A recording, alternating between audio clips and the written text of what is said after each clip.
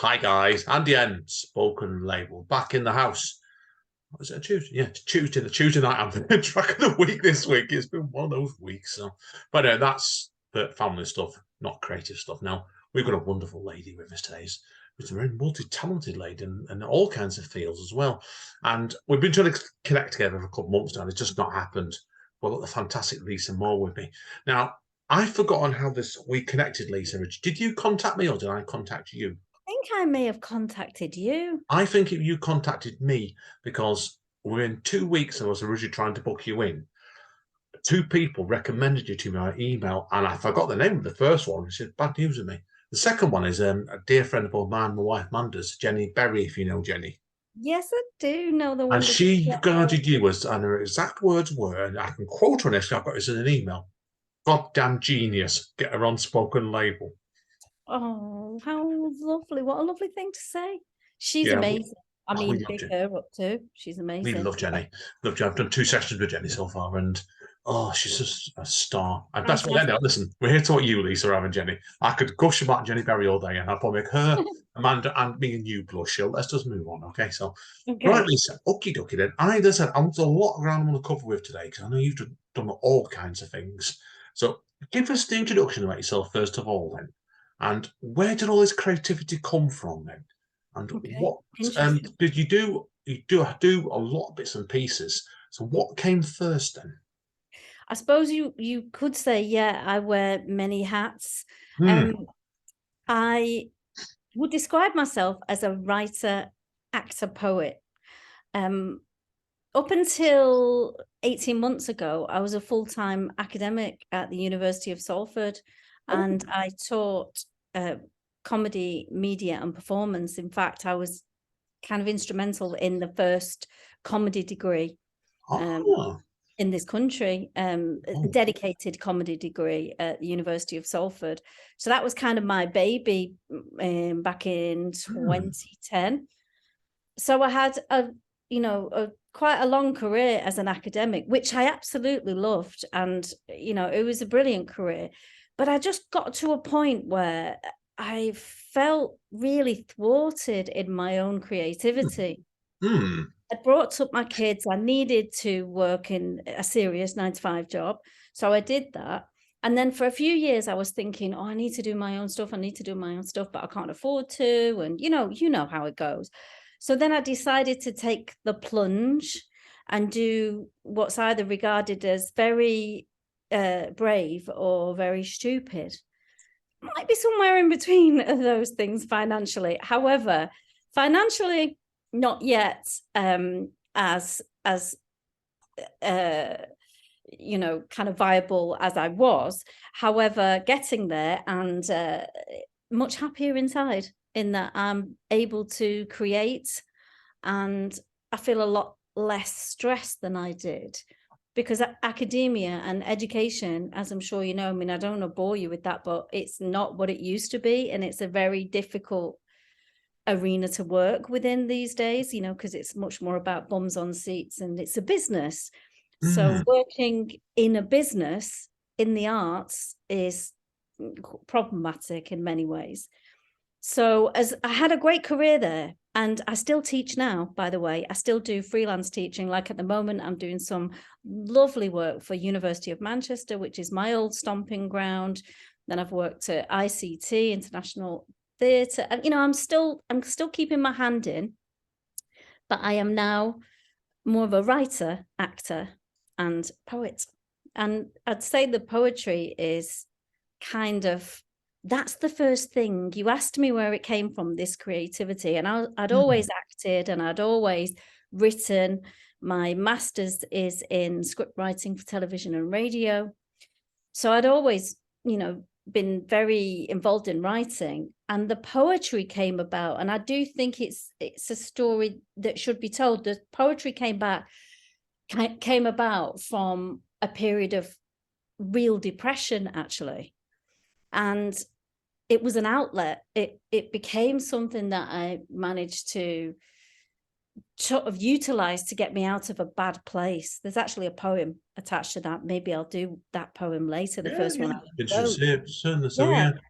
I know you So like you find sometimes a lot of poets move on to other sides of the poetry. I know I'm like this, where I Mm, started off in a very dark place, certainly when I took it serious.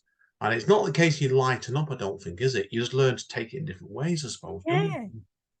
you? It became like, I suppose, the only way I can describe it is it flowed. It wasn't like when I write my scripts and I do all my other writing, there's kind of real skill and effort goes into it, and my training comes into it, and I have to really focus.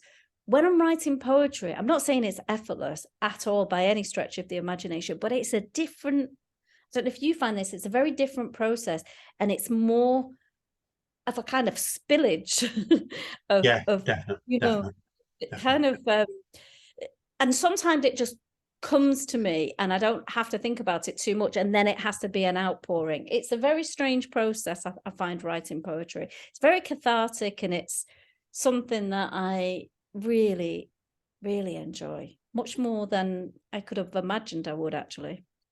Yeah, no, I agree with you. Now, the first thing I can see, obviously, you say your website does say, which I'm referring to a lot today, you've been honing your craft and poetry for a long time now, over a decade, haven't you? And your first thing is you won a spot in the Vault Festival in 2018 with Mm, obviously a couple of poems you've done, like you lost that loving feeling, which I yeah. presume is nothing to do with the Righteous Brothers. That one, is it? That poem. No, there were two. The first poems I Yeah. ever wrote, one was called "You've Lost That Loving Feeling," and it's only been 2 weeks. And because obviously from the song "You've Lost That Loving Feeling," and then I added on in brackets, and it's only been 2 weeks, which was about the breakdown of a relationship, of course. And I entered that into an anti-Valentine competition with Vault Festival, and a couple of other like podcasty type things. It's kind of done the rounds because it's a very short piece, and whenever I perform it, you kind of you kind of get that in the audience, especially from women, that kind of, oh yeah, I know that feeling. It's just about being really, well, I won't give it away because I might do it later, so I don't want any spoilers. We'll keep the audience in suspense in case we don't. Yes. But yeah, we do. Sorry, that's a Yeah, good way of putting it. silly So to reveal all. yeah, definitely. Hang around, everybody, of course. Now, obviously, a couple of bits and pieces I want to touch on about your poetry as well. But obviously, I know you've also done work, it's worth people noting that you did a piece for International Women's Week, did you, back in 2019? This Mm. is an interesting point, this actually, and it's still a problem, I think, is existing nowadays, but I think the acting world has changed a bit, where it highlights the plight of women actors being pushed out in the acting industry at 45 plus. Yep. Indeed. What I'd done around that time, 2019, is I'd pitched an article to an academic journal paper Hmm. called The Conversation, which you probably know of. And I'd already published with them before, and I pitched an article saying I want to write about the fact that female actors just get pushed out. There was, there's plenty of situations where men in their late 40s, 50s, and 60s get to carry on being the good-looking stud man, and then they'll replace his love interest with a 30-year-old or so it's kind of like Even we're less if we can done. get away with it. Yeah, so Yeah, yeah. we're kind of done at 45. I mean, that's generous, frankly. 45 is generous. But these were the statistics that came out. So when I did a little bit of research and I pitched the article to The Conversation, who were very happy to publish and said, okay, go ahead with that. And there was a woman called Nikki Clark who heads an organization, a campaign called Act Your Age campaign. So I told her I was doing this article, and I said, I'm actually going to write a piece for it. I'm going to write a spoken word piece for it called The Silver Foxes. And then I did write the piece. And again, it was one of those, I think because I was so angry, I still am angry about it. It was one of those spillage poems. It just kind of Yeah. No, I feel flowed. as a fellow And poet, I go for that myself. Sometimes you get yeah, really pent up and stuff, and yeah. it flows. Yeah, no, completely. I get you. So she liked it, and she added it to her campaign, and The Conversation liked it. So much so that they actually they embedded it into the article, which was great because that's widely read. I think it's had like 35,000 or something like that, So it is good to kind of get that out there. And I had quite a bit of feedback from, you know, some notable people that were like, yeah, this is, because it's kind of, I have to stress that I think my work, hopefully, although it's quite weighted with current issues, I do try and offer a bit of, you know, I think the way to get to people, or to get people to listen and understand stuff, is not to just, is to be wary of ranting, of merely ranting, because I've got a background in comedy, so I always try and, you know, layer it, try and layer it somewhat, so that It's the old saying, is you show, not tell, don't you, basically? yeah, Yes, and you can have yeah. twice as much impact. Yeah, I agree. Silver Foxes did well, and it is a poem that I still really love to do. When I did my one-woman show in Edinburgh, I used that quite a lot. That went down quite well. Speaking of, that's what I was going to come on to next. Look at that. See, everybody Segueing didn't for necessarily you. know that. Now, obviously, your woman show in, because we were going to originally, shows you how long this has gone back, because originally the plan was to get you to talk about your show, obviously, before you went to Edinburgh. But anyway, that we show obviously was Woman on Mute at the Edinburgh Fringe Festival. Now, I'm going to ask you first of all, then, before we actually talk about the show itself, tell us about your experiences of being at Edinburgh Fringe. Well, it's the first time I've done the Fringe. I mean, I've Was it? been, Oh. you know, I'd never actually performed at the Fringe before, so it was a big deal. And I just kind of thought, I'm going to do it. I'm going to apply, and I'm going to do it. And I'm just going to test the water with my material, get a little venue. It was only a small venue, but it was a lovely venue. And I wrote the show. I wrote just under an hour, and then I added music to it, sort of recorded music, and sort of themed it around the idea of the muted woman. So yeah, I can see from reading up on it. Obviously, you'd used a piece and just look at the various stages of a woman's life, didn't you? So, so was it obviously? Because I know you wrote lots of other pieces. Was this quite a difficult piece for you to write? This then was it? To do such a long piece like that? it was in some ways, yeah. And I think that was more and ironically, it was more about being a woman and doing that. Even though the piece was about being a woman and the different stages of a woman's life, I felt somewhat, I realize now only in retrospect, that there was something apologetic about me in doing it, almost like, does this really need to be heard? And of course it needed to be heard, because there were so many different, it was about testing it. And I wasn't sure how it was going to come across, whether people were going to be, you know, kind of overwhelmed with the issue base of it. But actually, I think it was okay, because the feedback I got, which I made sure I did get feedback afterwards, and, you know, had chats with people. It was, and most of my audience, I have to say, were women, although there were quite a few men, but there were a lot of women that that targeted it and came to see it because of the branding that I did for it. But yeah, it was very well received, but it's quite, there were teary moments, you know, there are some really teary moments, and there were a few people came up afterwards, and it made me think, oh, should there have been a trigger warning on that? Like, for instance, so I talk about menopause, and I talk about aging, and I talk about lack of opportunity, and I talk about just being a woman, and you know, from the perspective, the same that men go through, heartbreak as well. But then I also talk about death, and I talk about the death of a parent. So there's one particular poem called My Dad's Eyes, which is about the death of my father. And there was one particular moment, and I'm glad you asked me about it, actually, because I think as we have a responsibility, don't we, as writers, as performers.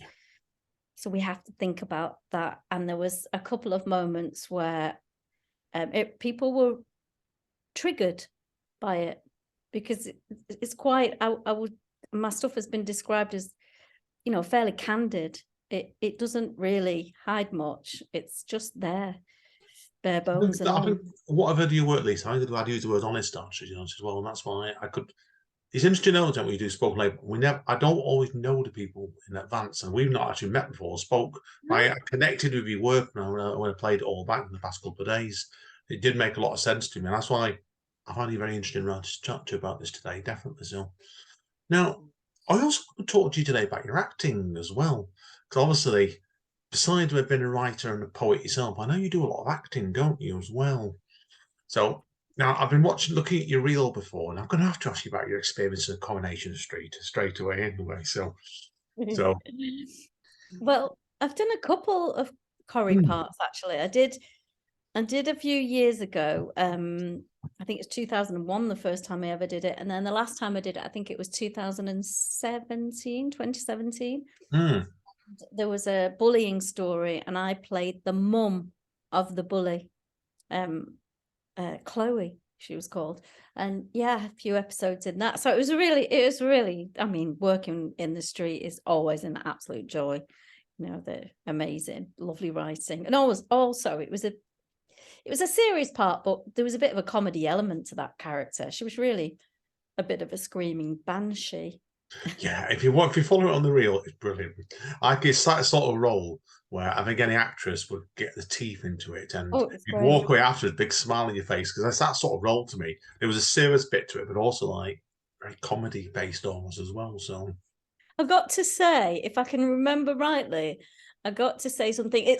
I got to say to the Platt family, it's like being in the Flaming Adams family. I keep expecting a hand. That's when you know. And I remember thinking, what a cracking line. I wish I'd written that. Oh God, yeah, completely. I think it's always fun when you got a bit of part like that. You're stepping into something like an establishment like that, aren't you? It's been over 60 years. Totally, yeah. And it's like you're thinking you're going in now.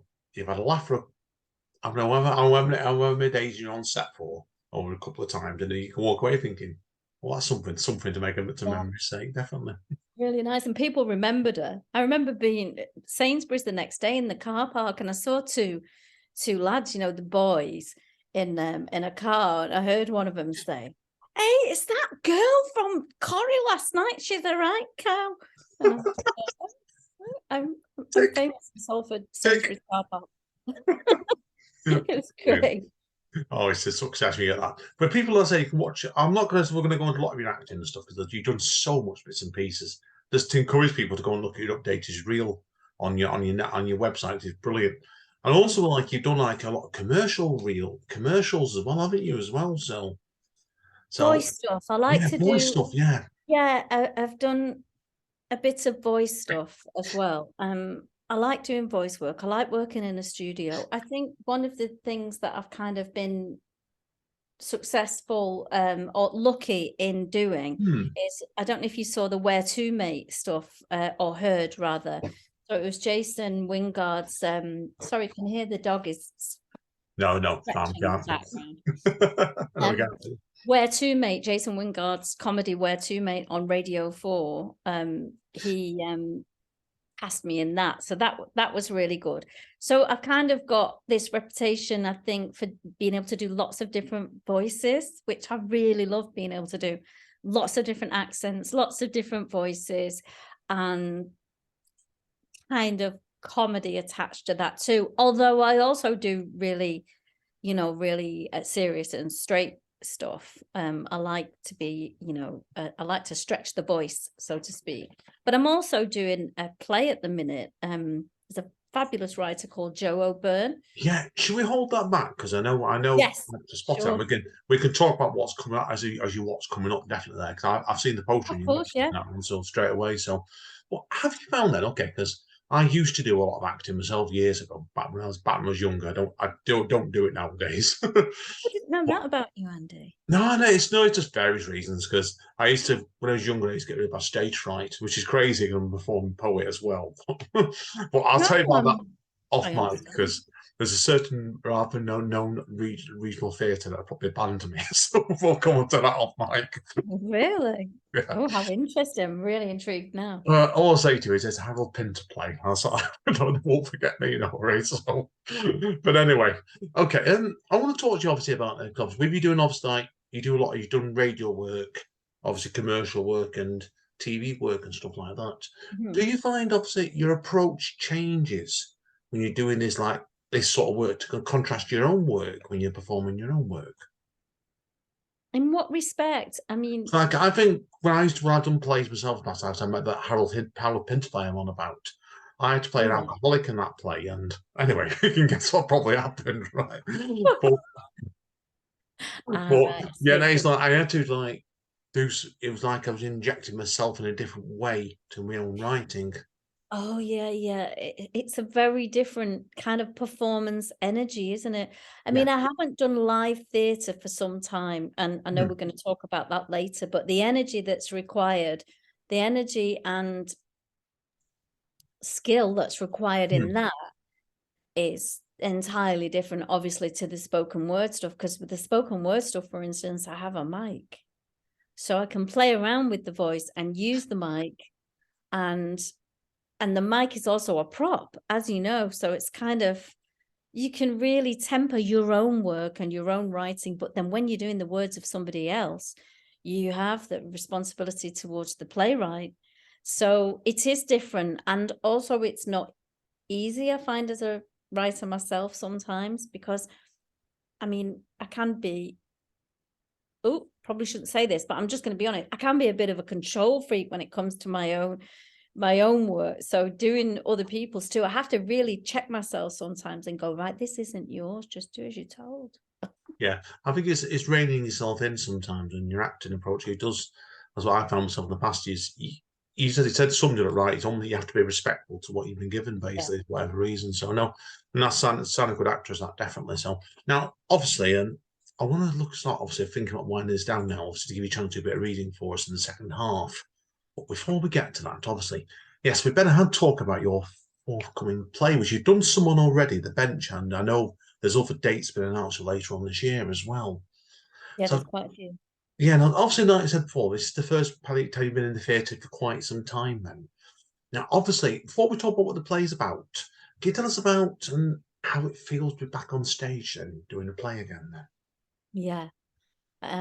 It's been really scary, actually. I mean, the one thing I have realized as I get older is I'm completely wear my heart on my sleeve these days about how I feel about things, because I don't think there's any other way to be.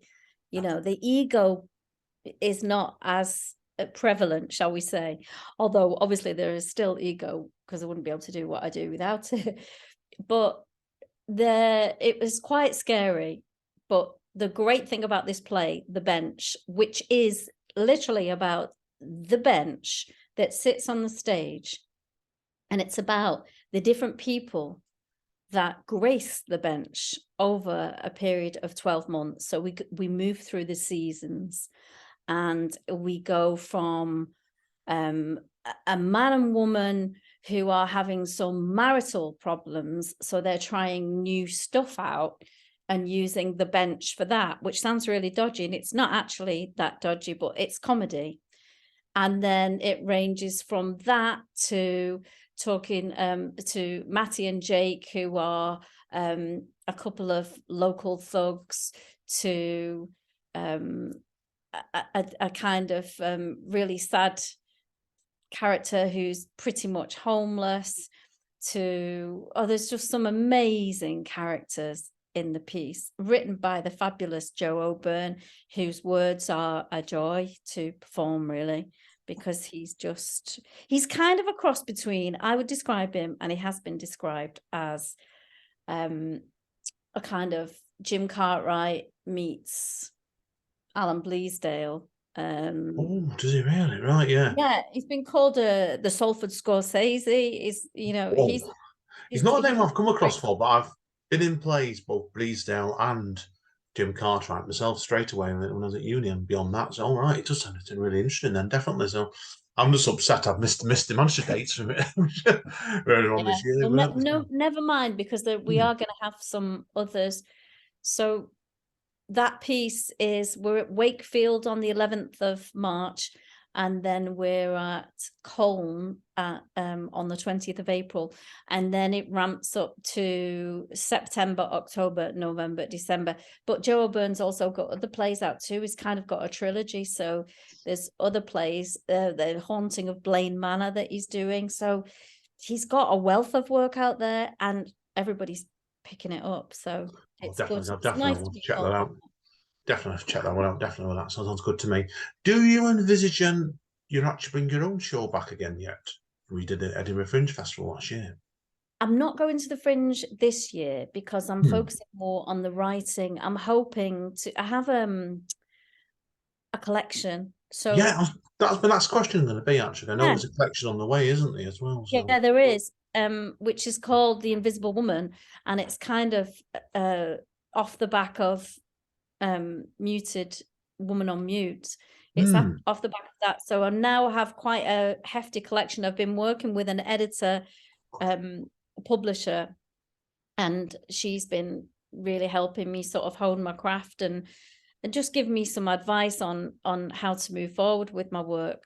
And she thinks I'm ready for a collection. So I'm kind of trying to work on that at the moment, as well as doing the acting, as well as still doing some teaching. In other words, I'm sleeping occasionally then, basically. Yeah, but I mean, I really do. You know, I mean, that there used to be, and I used to say this to my students all the time. I used to say, because back in Renaissance times, for instance, people did do everything. Not as many women, unless you were really wealthy, but they did play piano, write plays, do poetry. They did all these things. And to my mind, it's kind of a cultural thing that we are supposed to be good at one or two things. And I don't think the average person is. I think the average person is probably untapped brilliance in fairly, varied areas. I'm not saying I'm brilliant. I'm saying that people have the potential to do an awful lot of things. I do. I agree with you. Life is short, and I think if you enjoy doing things, do them. Yeah, I think you're a great example, Lisa. Actually, is like you're a firm believer, never standing still as a creative person. And I know I'm not. I'm definitely like that, and my wife is as well. We don't stand still. You're always looking like you're letting your creativity lead you. I think the natural progression to where you want it to go to next, and definitely good luck with the book. Definitely. Do you have any ideas when the book's on the way then yet, or is that been I'm early? hoping to finish writing it this year, and then maybe, I don't know, maybe 2024. I'm not really sure, but I'm really enjoying the process of bringing a few more new ones out. Like I wrote one not long ago when we had that big crazy moon. That moon was like, oh yeah, I do, yeah. And then I usually get inspired by whatever's going on, and I was so inspired by the moon because I felt like, I don't know why I've moved on to that, but I felt as though the moon was almost following me around and prodding me, like she was prodding me to notice her more. So I thought, I'm gonna write about this. And then I went to bed that night, and I have blinds in my room, and I woke up and thought, what's that? What is that? And it was the moon shining through a crack of the blind, and it was blindingly bright. And I thought, well, if that's not a sign to write about it, to actually do it. And then I did, and then I put some music to it, and I really enjoyed that process and it did well. People really liked it again. Oh, that's good. That's good. I think often the best sort of works, I think the ones that sneak up on you sometimes when you're not expecting. And that way then it's like you wrote the piece and you're thinking, oh, whoa, where's that come from? Definitely. Good luck with it. Yeah, so you have similar experience where you feel compelled. Yeah.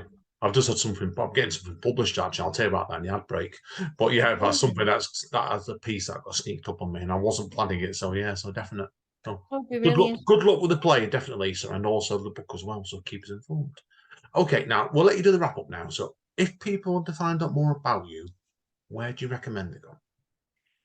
Well, my website, which is my shiny new website, which is lisamore.uk.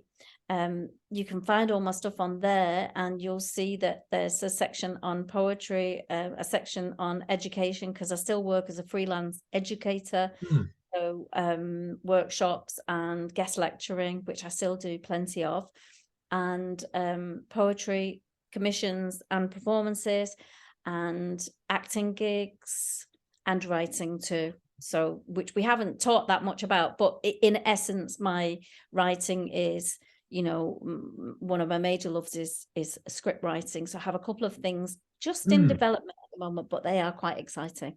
Fingers crossed, and definitely for you. So it's hard sometimes, and we'll listen today, because Lisa's got such a varied portfolio. I was trying to pick out the bits where to concentrate on sometimes. But Yeah, definitely, that's a good good luck way. with Lisa. And Thank keep you. productive. Okay, we'll take a quick break here, guys and girls, and let Lisa get composed. And we will be back in 2 shakes of the dice with a few Thank you. pieces. See you all in a minute.